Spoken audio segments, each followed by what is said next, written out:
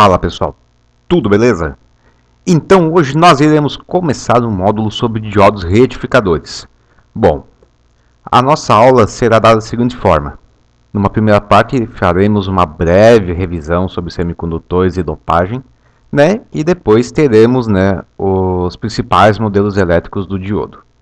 Bom pessoal, os semicondutores, é um material que transita entre as condições de condutor e isolante. Tal como dá para vermos aqui nessa imagem. O semicondutor está entre a condição de isolador e de metal.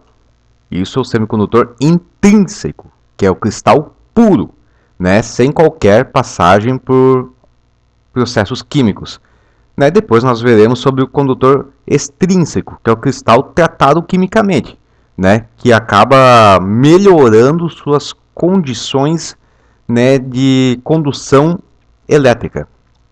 Só para fins de demonstração, nós podemos ver aqui, por exemplo, que o germânio possui pelo menos uma condutividade 100 vezes menor do que qualquer metal, ok?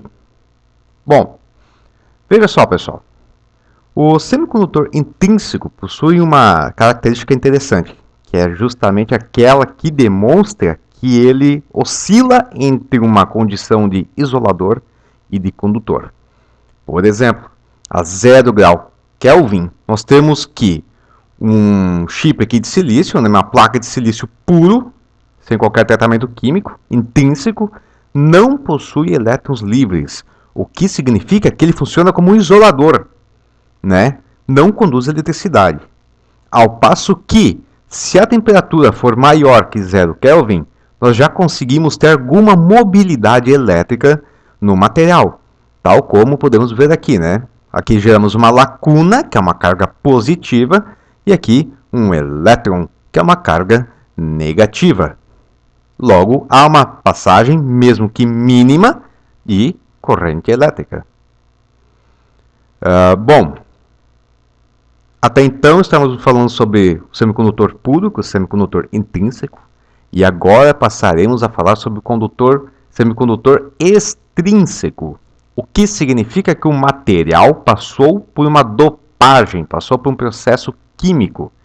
E quando processamos quimicamente um chip de silício, um wafer de silício ou de germânio, nós temos então a característica de aumentar a densidade de portadores de carga, que por consequência aumenta sua condutividade.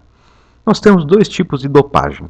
Dopagem do tipo N, que aumenta a concentração de elétrons, carga negativa, e a dopagem do tipo P, que aumenta a concentração de lacunas, carga positiva. Aqui na imagem da esquerda nós temos uma dopagem tipo P, ou seja, adicionamos aqui um átomo de boro, que acabou adicionando uma lacuna, ou seja, um átomo de boro foi capaz de adicionar uma carga positiva, ao passo que no tipo N nós adicionamos o fósforo, um átomo de fósforo, que por consequência adicionou um elétron livre à estrutura. Bom, então vamos pensar o seguinte: se eu consigo adicionar cargas positivas e cargas negativas, então significa que se eu pegar uma porção de um wafer de silício dopado com cargas positivas e outro com cargas negativas e juntar, eu vou ter uma mobilidade elétrica e vou ter uma passagem maior de corrente, porque as cargas positivas atrairão as cargas negativas e vice-versa. E é mais ou menos isso que acontece. Nós temos aqui que nós unimos a região P com a região N, correto? E, a partir disso, nós tivemos uma corrente de fusão, que acabou estabilizando no seguinte. No lado aqui da região P, nós temos cargas majoritárias positivas, e na região N, nós temos cargas majoritárias negativas. Da mesma forma, aqui na região P, nós temos cargas minoritárias negativas, e na região N, cargas minoritárias positivas. Pois bem, pessoal, de qualquer forma, o material, ele puro, possui também cargas positivas e negativas. né? Além disso, essa concentração de cargas em cada lado aqui do dispositivo vai gerar o campo elétrico, e aqui no centro gerará uma barreira de potencial, que é uma região neutra, né? Que é conhecida como região de depleção. Ou seja, vamos pensar o seguinte, essa aqui é uma barreira de potencial, então para que as cargas negativas sejam atraídas para o lado positivo e para que as cargas positivas sejam atraídas para o lado negativo, nós precisamos de um potencial mínimo, precisamos de uma tensão mínima para que isso aconteça. E essa tensão nós veremos daqui a pouco, que é a tensão de joelho do diodo. Pois então, pessoal, o diodo é justamente isso, é uma junção PN, sendo o P o anodo e o N o cátodo. E esse aqui é o símbolo do diodo, ok? Bom, nós temos duas condições. O diodo em polarização direta e em polarização reversa. Bom, aqui nós temos uma bateria conectando o lado positivo ao anodo e o lado negativo ao cátodo. O que significa? O lado positivo atrairá as cargas negativas aqui no N, né? Na junção N, e o lado negativo da bateria atrairá as cargas positivas da região P. Bom, nós temos aqui ó, que para que isso ocorra, o V, aqui a tensão da bateria, tem que ser maior ou igual a VD. O que é esse VD? É justamente a tensão de joelho do diodo. É a tensão mínima para que o diodo passe a conduzir, né? Então aqui nós temos uma corrente, né? Como nós sabemos que a corrente elétrica é justamente convencionado como o sentido por onde ao transporte de cargas positivas, né? Ou seja, aqui da esquerda para a direita. Então aqui nós temos um fluxo de corrente, ok? Bom, pessoal, né? E esse aqui é o circuito equivalente aqui na imagem da direita. Nós também temos a condição de polarização reversa. Bom, quando nós aplicamos reversamente uma bateria, né, a um diodo, ou seja, a tensão positiva no cátodo e a negativa no anodo, nós temos justamente essa situação, né, em que as cargas positivas e negativas são direcionadas para o mesmo lugar. É como se houvesse uma geração de energia, né? Como isso não é possível, o que nós acabamos tendo é um aumento dessa região de depleção, o que dificulta a passagem de corrente. Significa que não passa nada, nenhum elétron e nenhuma lacuna? Não. Como nós podemos ver aqui, ó, há uma carga positiva e uma carga negativa aqui passando, que está ilustrando. O que significa que há sim uma passagem de corrente, só que é na ordem de microamperes. A menos que a tua aplicação exija, né, seja muito preciosista, né, nós podemos considerar que aqui a corrente é nula. É como se o dispositivo fosse um circuito aberto, correto? Bom, e esse aqui é o nosso circuito equivalente. E aqui é a nossa curva de corrente, né, real de um diodo, que ela é uma curva, né, exponencial, né, e que nós temos o seguinte, que o ID, né, é o IS, que é a corrente de saturação, que é justamente essa corrente aqui, né, na ordem de microamperes. Tu pode ver que a corrente de saturação, né, quando está em polarização reversa, ela está muito próxima aqui do eixo das abscissas, né, o que significa que está muito próximo de zero.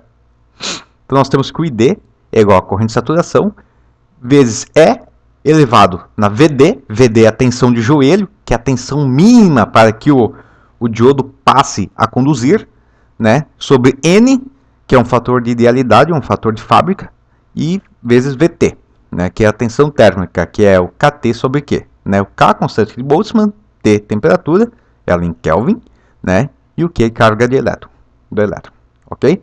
Nós temos aqui também o que é a tensão de ruptura, chamada aqui de VZ.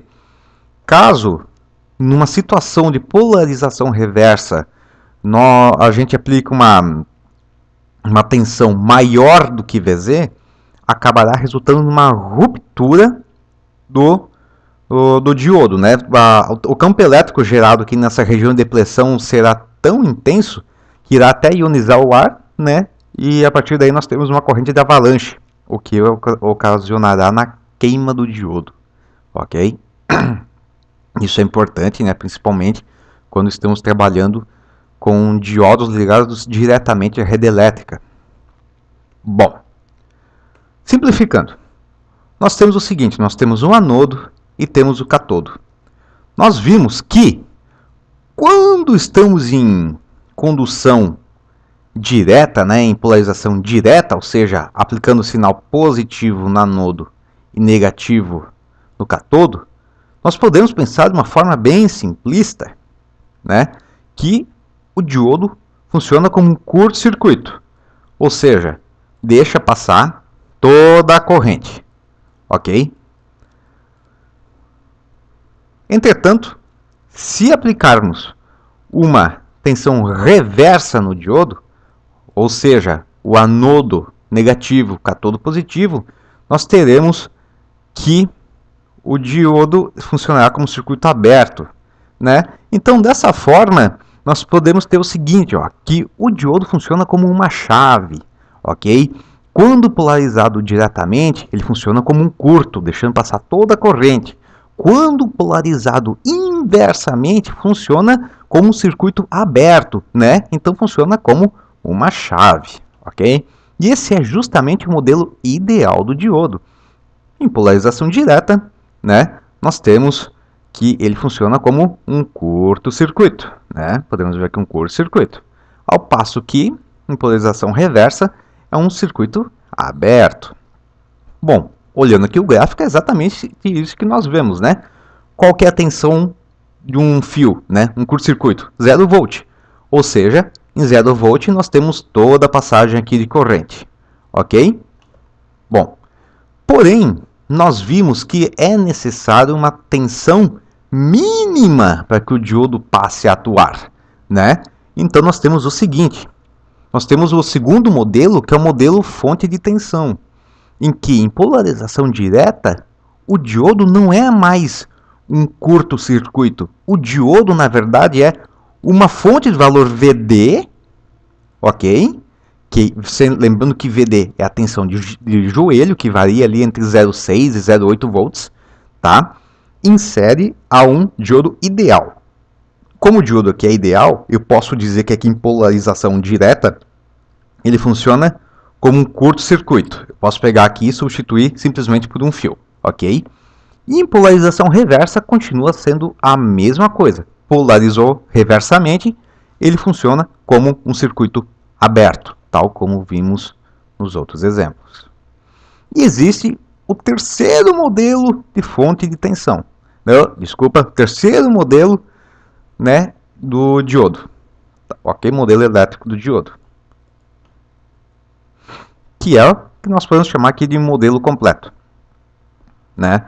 Em polarização direta, agora, ele apresentará não só a fonte de valor VD, mas também uma resistência em série, que é a resistência de incremento, a resistência dinâmica do diodo, né? Em série também com o diodo ideal, que em polarização direta podemos considerar como um curto-circuito, ok? E em polarização reversa, da mesma forma, um circuito aberto, né? Então, analisando aqui o gráfico, exatamente isso que nós temos, né? Que a partir de uma tensão VD, ele passa a conduzir, e a inclinação dessa reta é exatamente essa resistência de incremento, que está aqui na ordem de 20 ohms. Tá, agora fica a pergunta, quando que eu utilizo cada um desses modelos? Bom, nós veremos o seguinte, cada um desses modelos tem uma certa restrição, né? O modelo completo não há restrições. Tá, lembrando que nós estamos pensando em sinais, né, que não estão na ordem de mega, giga, hertz, né? Estamos trabalhando na ordem ali de dezenas, centenas, até alguns milhares ali de hertz, né? Até kilohertz. Então nós temos aqui que o modelo completo não tem qualquer restrição. Aliás, é o mais recomendado, né? O modelo fonte de tensão, né? É bom que seja utilizado somente quando a tua resistência equivalente ao teu circuito, né, do restante do circuito seja maior que o RD, ok? Maior que a resistência de incremento. Essa é a condição para uso desse modelo, né? E para utilizar o modelo ideal, é bom que além do que a tua carga, né, seja maior que o RD, que também a tua tensão, né, tua fonte seja muito maior que VD, ou seja, que seja muito maior que 0,8 volts, por exemplo, ok? Por exemplo, quando nós estamos trabalhando, né, com retificação de sinais direto da rede, né, de 127 ou 220 volts, nós podemos considerar o modelo ideal sem problemas. Entretanto, o modelo aqui completo é interessante quando nós vamos fazer cálculo térmico do diodo, né, no caso de estarmos trabalhando com a tensão direta da rede. Bom, esse é o primeiro vídeo, né, sobre diodos. Era para ser um vídeo bem rápido mesmo. No próximo vídeo resolveremos alguns exercícios e daremos algumas aplicações práticas. Bom, espero que esse vídeo aí tenha te ajudado em alguma coisa, né, que seja útil. E bons estudos e até a próxima.